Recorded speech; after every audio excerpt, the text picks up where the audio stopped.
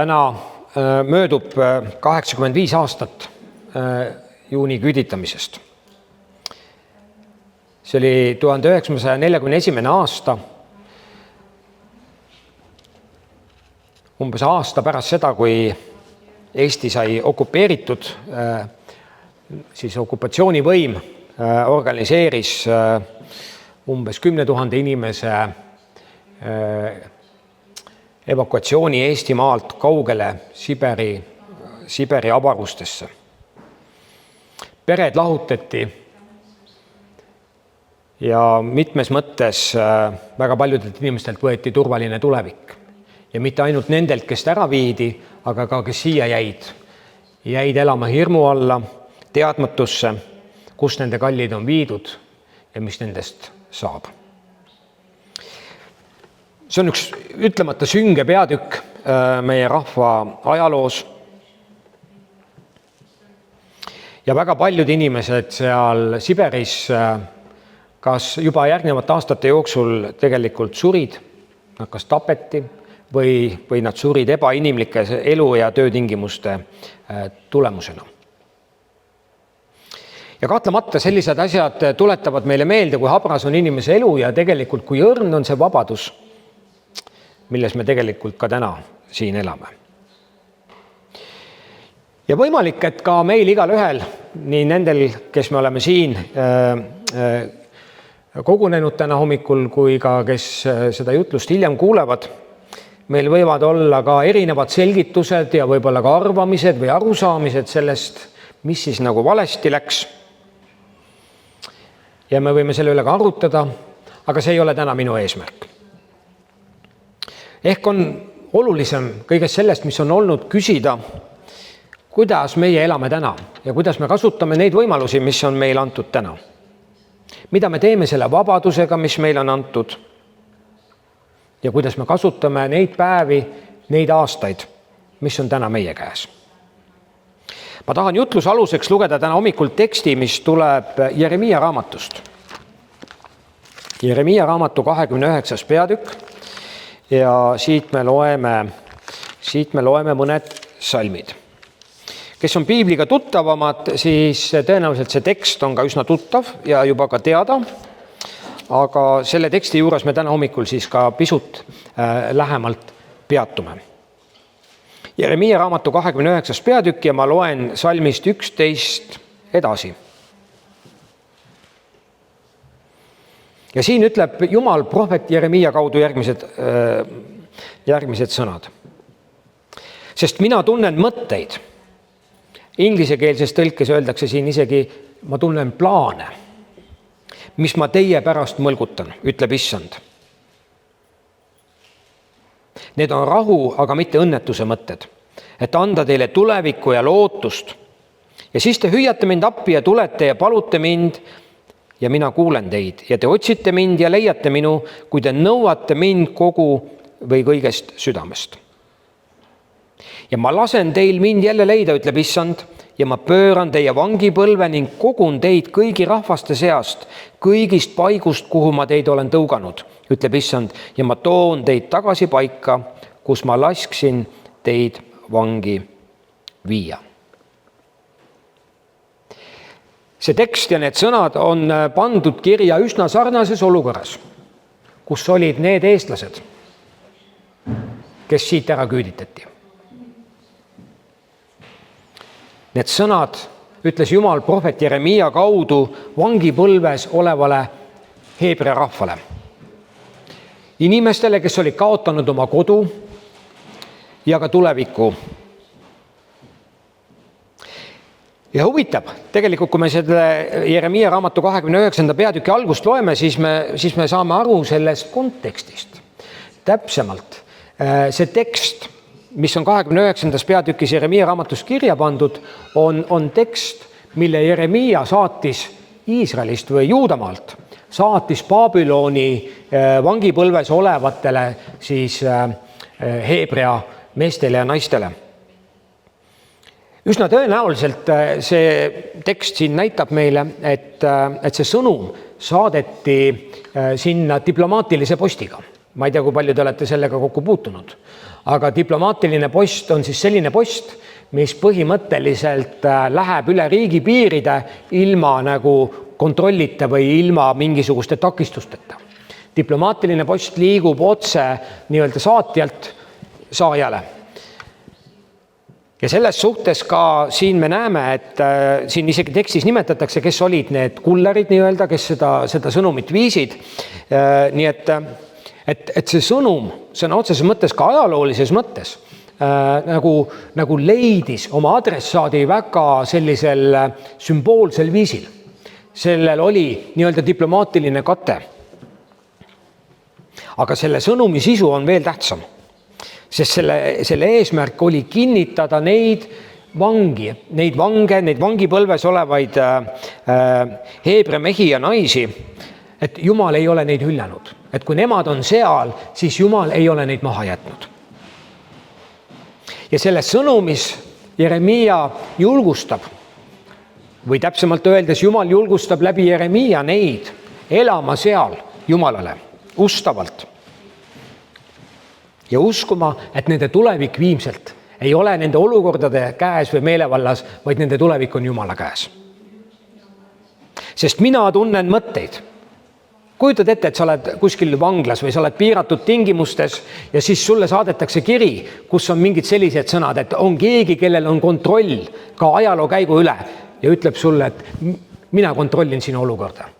Mitte need müürid, mitte need ahelad, mitte need olukorrad, vaid mina. Eks ole, ja see on see sõnum, mida Jumal tegelikult Jeremiia kaudu sellele vangis olevale rahvale edastab. Ja huvitav, et tegelikult selles plaanis ka, kui me mõtleme nüüd nendele inimestele, kes sinna vangi olid, siis olid viidud. Kui me mõtleme natuke nende inimeste ajaloole või püüame ennast kuidagi nagu panna nende olukorda, siis nende minevik oli ju täis Jumala imesid. Alates Egiptusest välja tulek, läbi Punase mere minek, Jumala imelised teod läbi kogu kõrbe teekonna, läbi Jordani jõe minek, jälle üks Jumala ime, Jeeriko müüride langemine, ühesõnaga nende ajalugu oli täis Jumala võrratuid ja täiesti selliseid unikaalseid imesid. Ja vahel ka sellises olukorras, kui sa oled oma elus kogenud nagu nii palju head ja siis korraga nagu pöördub nagu täitsa teine lehekülg ja tundub nii, et täiesti kontroll läheb nagu kõige üle ära, mis toimub. Pole ime, et me hakkame nagu mõtlema ka ja ennast nagu ette kujutama, et miks see kõik on siis juhtunud ja milleks see kõik on vajalik. Aga selles mõttes ka me näeme siin selles tekstis just seda, et Jumal tegelikult ei pööra nende tähelepanu nende minevikule. Ta ei pööra nende tähelepanu sellele kõigele, mis on olnud, vaid Jumal pöörab nende tähelepanu nende tulevikule. Ja ta ütleb kahte asja põhimõtteliselt selles sõnumis. Elage Jumala rahvana seal, kus te olete. Võimalik, et nende ootus tegelikult oli võimalikult kiiresti tagasi saada oma kodumaale, sinna, kus nad kuulusid, mille Jumal nendele oli andnud. Aga prohveti sõnum on, elage nagu täisvereliselt või nagu heas mõttes nagu täie jõuga, elage selles paigas, kus te olete. Ehitage maju, võtke naisi, saage lapsi, ehitage oma kodud ülesse. Tuleb aeg, kui teid viiakse ära, aga praegult ei ole aeg sellele mõelda. Ja siis teiseks, mida Jumal ütleb, ta ütleb, et ma tunnen mõtteid, mis ma teie pärast mõtlen, et anda teile tulevikku ja lootust. Jumal kinnitab öeldes, teie tulevik on minu käes. Teie tulevik on minu kontrolli all. Ma ei tea, milline on sinu suhe, sinu elu minevikuga. Võib-olla mõnel meist on kalduvus jääda imetlema möödunut ja kes meist seda ei teeks. Et kui meie elus on juhtunud nagu häid asju, siis me jääme nende juurde või selles mõttes need tulevad ju meiega kaasa. Aga teiselt poolt me võime ka vahest jääda kinni sellesse heasse minevikku. Me jääme kinni nagu sellesse heasse, mis kunagi on olnud. Ja selles mõttes see võib saada takistuseks, et me ei ole valmis liikuma edasi. Võib-olla mõnel meist on kalduvus ja me tahaksime teha mineviku lausa olematuks, sest seal ei ole mitte midagi märkimisväärset. Seal on sündinud asjad, mida me pigem ei taha meenutada ja me tahaks pigem ära unustada. Philippi kirjas apostel Paulus ütleb, ja see on ka üks üsna tuntud Uue Testamendi tekst, eriti kes on ka piibliga tuttavamad, siis Philippi kirja 3. peatükis ja 12. salmis. Philippi 3, ma võtan selle teksti kohe siit piiblist lahti, siis me saame seda vaadata ja kui te tulete ka kirikusse, võtke oma piibel kaasa. See on hea võimalus jälgida, vaadata, nii-öelda oma piiblit nii-öelda kasutada. Ja siin Philippi kirja 3. peatüki 12. salmist edasi Paulus ütleb, mitte et ma oleksin selle kätte saanud või oleksin juba täiuslik, aga ma püüan kätte saada seda, mille pärast Kristus Jeesus on minu kätte saanud. Vennad, ma ei arva, et ma olen selle kätte saanud. Ühte aga ma ütlen, ma unustan kõik, mis on taga ja sirutun ees oleva poole. Ma püüdlen sihtmärgi poole, Jumala üleva kutsumise võiduhinna poole Kristuses Jeesuses. Ma unustan kõik, mis on taga.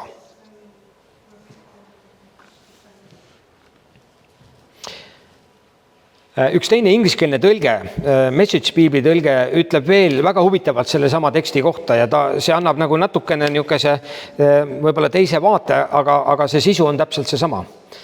Selle kohaselt Paulus ütleb, ma ei ütle, et mul oleks kõik juba käes või et ma oleksin valmis. Aga ma olen teel. Ma sirutun Kristuse poole, sest Kristus on juba haaranud kinni minust.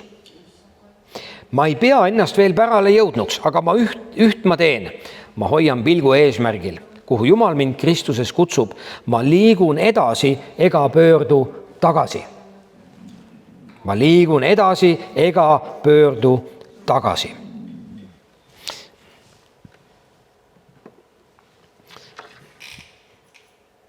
Paulus kirjutab Philippi kirja olukorras,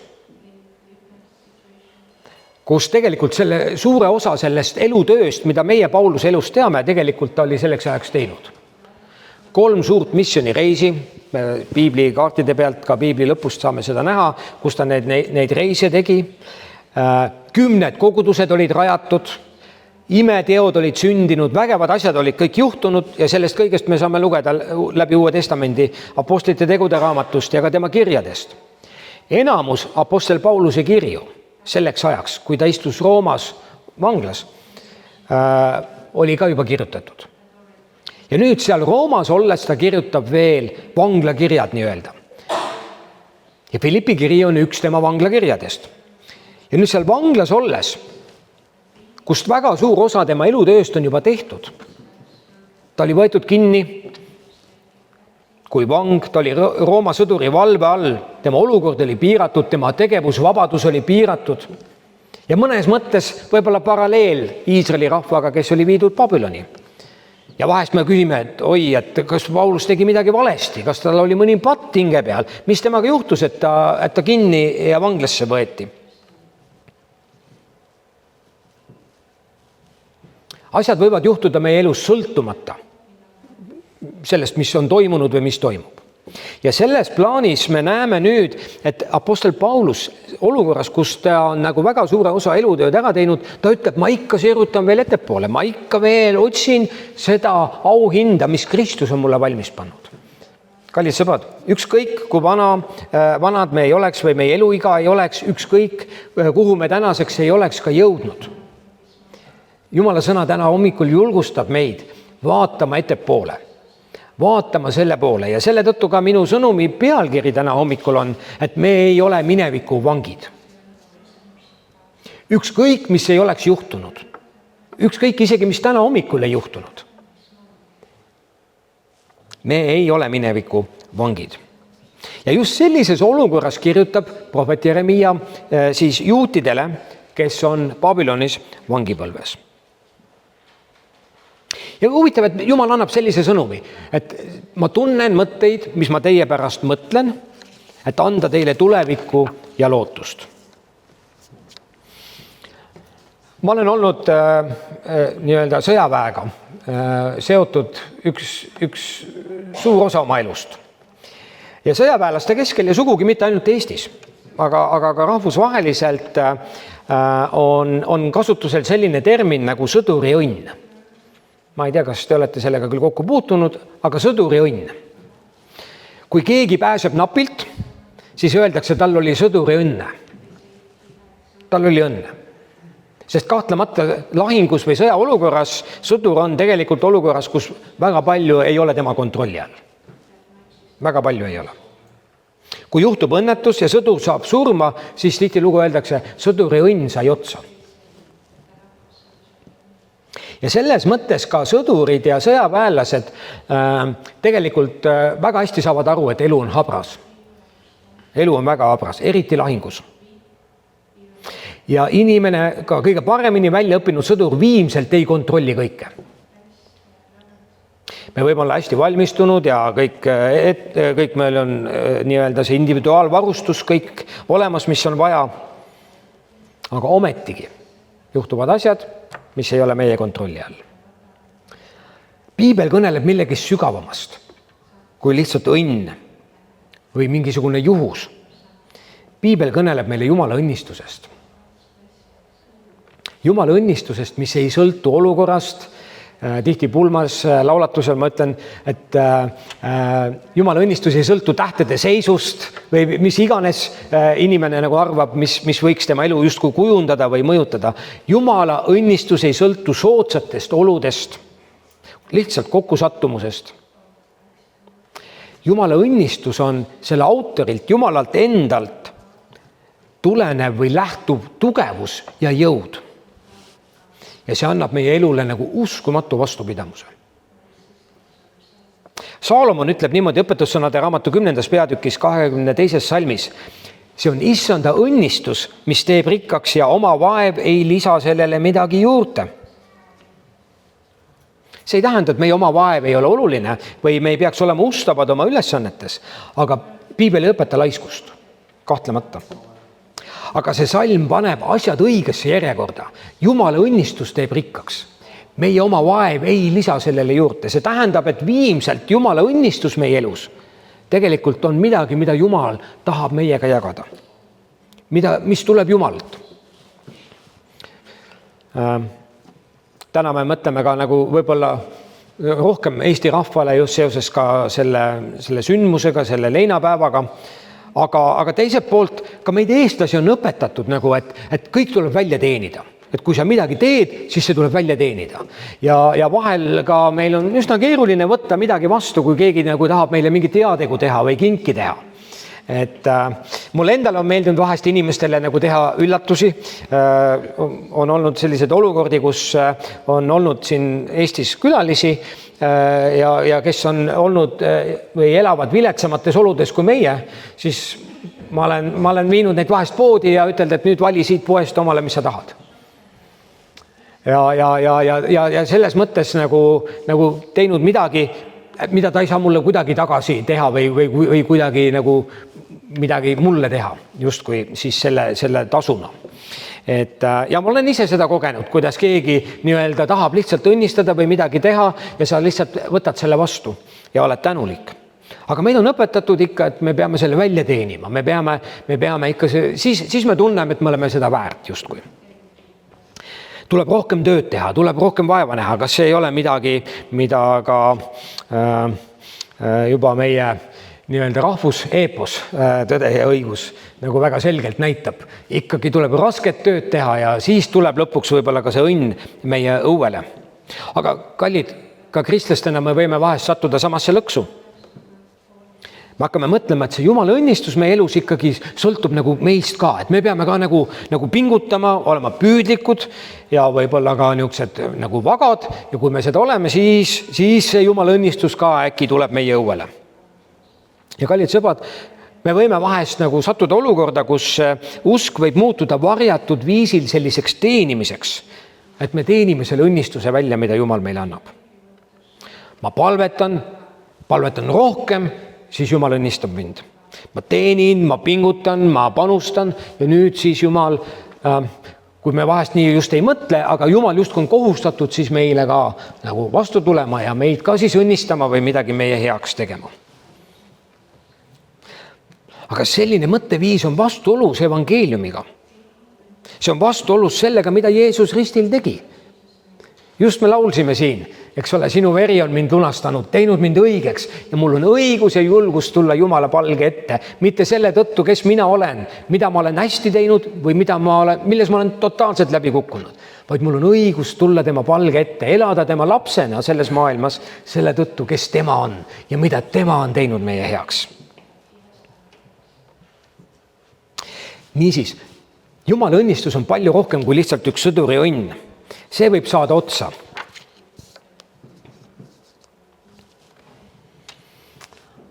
Aga Jumala õnnistus on see, mis ei sõltu välistest tingimustest. Apostel Paulus seal sõduri valve all ka neid kirju kogudustele kirjutades Rooma linnas, ka seal ta tegelikult oli õnnistatud. Ta ütles, ma ikka püüdlen edasi veel selle eesmärgi poole, mis Kristusel minu jaoks on. See tähendab seda, et ka need samad juudid, mehed ja naised, kes olid küüditatud sinna kaugele maale. Jumal tahab nendele öelda, mina vaatan teie peale ja mul on õnnistuse mõtted teiega. Mul on tuleviku mõtted teiega, mul on lootuse mõtted teiega. Niisiis õnnistus ei ole mitte meie saavutuse või soorituse tulemus. Sest kui Jumal määrab meie elu, siis õnnistus on selle Jumala suhte tulemus, mille Kristus meile on valmistanud Golgata ristil. Aga kui see kõik on nagu nüüd Jumala osa ja Jumala töö, mis on siis minu osa? Ja enne kui ma lõpetan mõned mõtted selle juures, siit samast Jeremiia raamatu tekstist, mida me täna lugesime, jutluse alguseks, selle teksti teine pool tegelikult juhatab meie tähelepanu just nimelt sellele, et mis on siis meie osa. Et Jumalal on küll õnnistuse mõtted ja lootuse mõtted, aga kas see siis tähendabki, et me jääme passiivseks ja Jumal siis lihtsalt tuleb ja kallab oma õnnistust ja siis ongi nii. See päris nii ei ole. Ja siin öeldakse meile niimoodi Jeremiia 29 salmist 12, siis te hüüate mind appi ja tulete ja palute mind ja mina kuulen teid. Te otsite mind ja leiate minu, kui te nõuate mind kõigest südamest. Ja ma lasen teil mind leida, ütleb Issand, ja ma pööran teie vangipõlve. Mis on siis meie osa? Ja mulle väga paistab just nimelt niimoodi kokkuvõttena nende salmide tekstist, et see, mida Jeremiia ütleb, on hoia aktiivselt Jumala poole. Hoia aktiivselt Jumala poole. Ma usun, et see on tegelikult väga tähtis, mis on meie elu keskpunkt. Kui meie elu keskpunkt oleme meie ise, siis meie elu ongi määratud ja piiratud ka meie endaga, meie võimetega, meie tublidusega, meie sooritusega. Aga kui me teeme oma elu keskpunktiks Jumala, hoiame aktiivselt tema poole, otsime tema riiki esmalt, siis see tähendab, et Jumal määrab meie tulevikku. Ja kui me kujutame ette, et kas Jumalal on mingisugused piirangud, mida ta võiks teha või mida ta ei võiks teha, Jumal võib teha kõik. Kõik on võimalik Jumalale, ütles Jeesus. Niisiis, arvestades Jumalaga, me võime teha ruumi sellele, mida Jumal tahab meie elus teha. Ja selliselt minu üleskutse täna meile, armas kogudus on, paneme oma elu pöörlema Jumala ümber. Mitte ärme püüa panna Jumalat pöörlema oma elu ümber. Pane oma elu pöörlema Jumala ümber. Tee Jumal oma elu keskpunktiks. Mitte ära püüa panna Jumalat pöörlema sinu elu ümber. Ja tehes Jumala oma elu keskpunktiks, me võime tegelikult öelda, nii nagu Jeremiia ütleb seda Jeremiia raamatu 17. peatükis, 7. salmis ja 8. Õnnistatud on mees, kes loodab Issanda peale, kelle lootuseks on Issand. Tema on otse kui vee äärte istutatud puu, mis ajab oma juuri oja kaldal, ega karda, kui palavus tuleb. Vaid ta lehed on haljad ja põua aastal ta ei muretse ega lakka vilja kandmast. sõltumata välistest tingimustest, sõltumata nendest olukordadest, mille keskel võib-olla sina täna elad. Jumal tahab, et sa haljendaksid ja et sa õitseksid seal, kus sa oled. Ja isegi see põud, mis võib-olla on sinu ümber ja mida sa koged enda ümber olevat, selle kõige keskel tegelikult sina võid olla viljakas, sa võid olla täis rõõmu, täis rahu ja täis Jumala ligiolu, sõltumata nendest välistest tingimustest, mis on sinu ümber. Niisiis, mina tunnen mõtteid, mis ma teie pärast mõtlen. Need on tuleviku ja lootuse mõtted. Aamen. Tõuseme palun üheskoos. Armas taevane Isa, aitäh sinu sõna eest, aitäh selle eest, kes sina oled. Ja aitäh selle eest, et sina teed oma sõna meie südames ja meie elus elavaks ning aitad meil näha oma eluga sinu sõna valguses nõnda, et me võime panna sinu oma elu keskpunktiks, et me võime hoida sind oma elu keskpunktis ja et me igatseksime ja tahaksime ja sooviksime, Jumal, et tõesti sina võiksid olla kõiges meie elus esikohal. Sina ütled nõnda, Issand Jeesus, et kui me otsime sinu riiki esmalt, kui me otsime sinu tahet esmalt, siis kõike muud sa annad meile peale kauba. Jumal, ma palun, et see võiks olla meie kogemus, et see võiks olla meie elu ja et me võiksime kogeda seda, Jumal, et sina oled meile ligi, sa oled meile ligi, ükskõik mis olukord ka ei oleks, ükskõik mis tingimused meid ka ei ümbritseks. Me anname sulle au, me ülistame, kiidame ja täname sind, Issand, ja tahame seda teha igas olukorras, igal ajal ja igasugustes tingimustes.